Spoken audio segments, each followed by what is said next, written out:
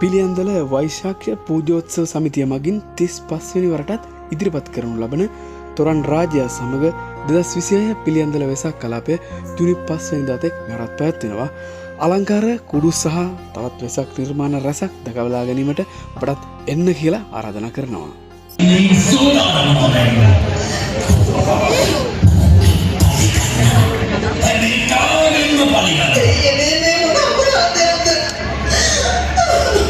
කවුරු කෙසේ විරුද්ධ වුණත් කුමාරයා හිටියේ තනි තීරණයක.